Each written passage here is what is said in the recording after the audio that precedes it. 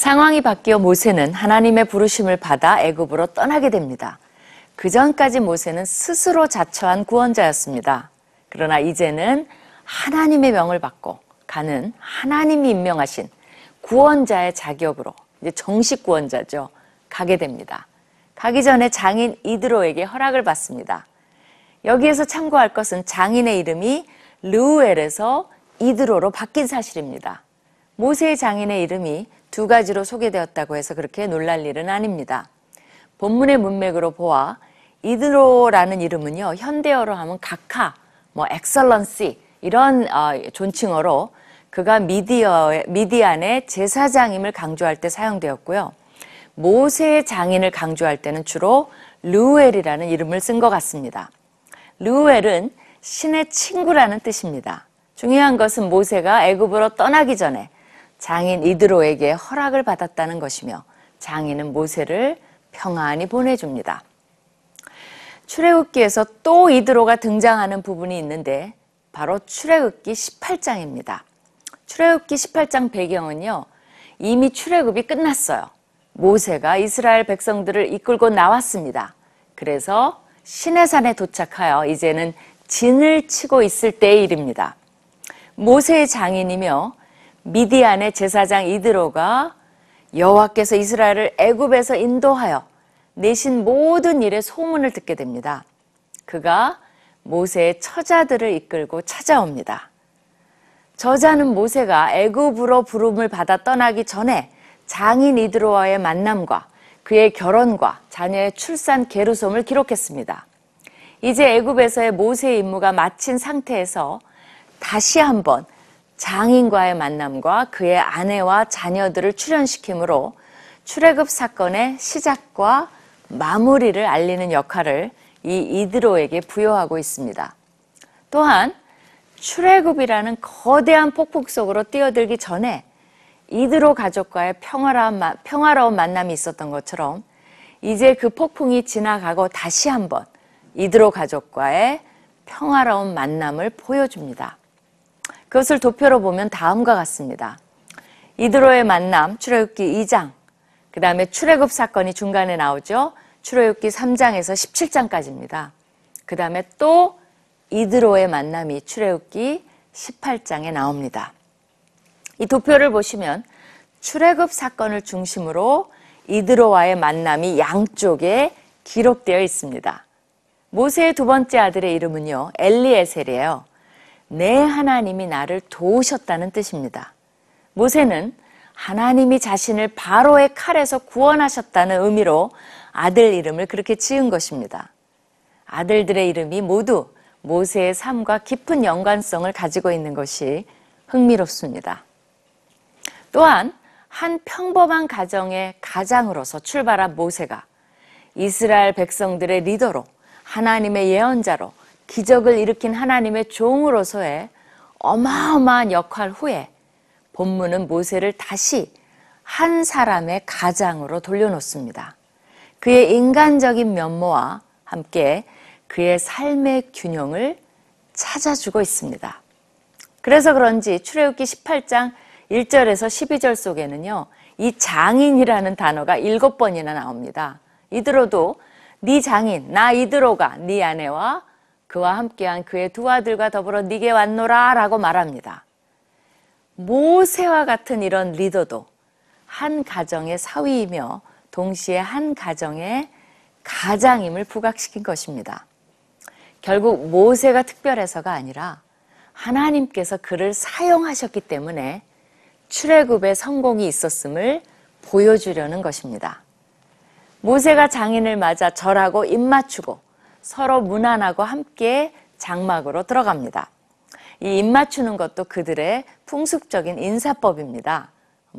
이상한 광경이 아니에요. 모세는 이드로에게 얼마나 할 이야기가 많았겠습니까? 밤새 해도 다 못할 이야기를 이제 풀어놓습니다. 여자들은요, 남자들이 모여서 군대 이야기할 때와 또 축구 이야기하는 것을 싫어한다고 합니다. 요새 얘기죠. 근데 가장 싫어하는 것은 뭐냐면요, 군대에서 축구한 이야기라고 합니다. 여자들은 듣기 싫어하지만 남자들은 너나 할 거 없이 신나서 말하는 게 군대 시절 추억이라고 합니다. 일명 방위로 불리는 공익근무 요원들도요, 군대 이야기라면 할 말이 많다고 합니다. 본인들의 경험에서 나온 거겠죠. 군대 가서 국방은 혼자 책임진 것처럼 이야기한다고 합니다. 맞나요? 동의하시나요, 남자분들? 문제는 시간이 흐를수록 이 군대 이야기가 진화된다는 것입니다. 이야기를 할 때마다 계속 살이 붙어서 나중에는 군대 무용담으로 그렇게 변한다고 합니다. 그런데 모세는 장인에게 과연 어떤 이야기를 풀어놓았을까요? 모세는 여호와께서 이스라엘을 위하여 바로와 애굽 사람에게 행하신 모든 일과 길에서 그들이 당한 모든 고난과 여호와께서 그들을 구원하신 일을 그 장인에게 다 말해줍니다. 모세의 초점은 전부 여호와입니다. 여호와가 애굽에서 하신 일, 여호와가 길에서 그들을 구원하신 일 등 자신의 무용담이 아니라 여호와가 어떤 분이신가를 이야기하는 데 초점을 맞춥니다. 그 결과는 어떠했을까요? 그것을 들은 이드로는요, 여호와를 찬송하리로다.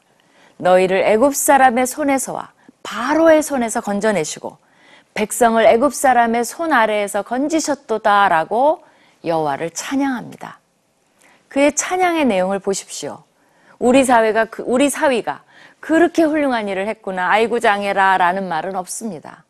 들은 이야기가 여호와 이야기뿐이기 때문에 여호와께서 하신 일을 기뻐하고 찬양합니다. 그는 또 이제 내가 알았도다. 여호와는 모든 신보다 크심으로 이스라엘에게 교만하게 행하는 그들을 이기셨도다라는 신앙 고백까지 합니다. 애굽인들도 깨닫지 못했고 이스라엘 백성들도 깨닫는 데 상당히 시간이 걸린 이 진실을 이드로는 모세의 간증만 듣고도 즉시 깨닫고 고백합니다. 여기에서 모든 신보다라는 표현은 다신교를 인정했다는 의미보다는 시편의 저자들도 흔히 고백한 것처럼 여호와의 비교할 수 없는 절대성을 인정한 것입니다. 시편의 저자들도 때로는 내가 알거니와 여호와께서는 광대하시며 우리 모든 신보다 높으시도다라고 그렇게 고백합니다. 모세의 장인은 그뿐만이 아니라 번제물과 희생제물을 하나님께 드립니다. 그리고 아론과 이스라엘 장로들과 함께 하나님 앞에서 떡을 먹습니다.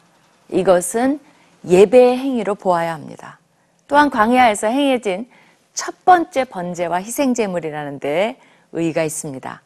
이것이 모세가 애굽 왕 바로에게 요청한 것이기도 했고 또 이드로를 통해서 그 요청이 이루어진 것을 볼 수 있습니다.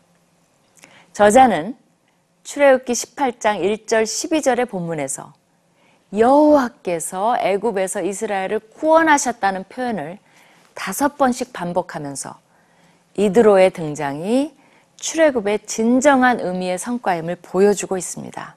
모세의 간증은 이방인인 이드로에게 여호와에 대한 이해에 새로운 도전과 깊이를 더해줬습니다. 하나님의 구원의 역사에 대한 이방인의 반응은 출애굽기 17장에서의 아말렉 족속처럼 호전적이거나 아니면 이드로처럼 긍정적으로 나타납니다. 저자는 출애굽의 결론 부분에 이드로의 이러한 행위를 기록함으로써 이것이야말로 하나님의 구원 역사에 대한 올바른 반응임을 우리들에게 가르쳐주고 있는 것입니다. 우리도 출애굽을 읽으면 이드로처럼 반응하라고 도전해주고 있는 것입니다. 즉 찬양과 신앙의 고백과 하나님 앞에서 다 함께 예배하는 자세, 그것이 출애굽기를 읽는 올바른 자세입니다.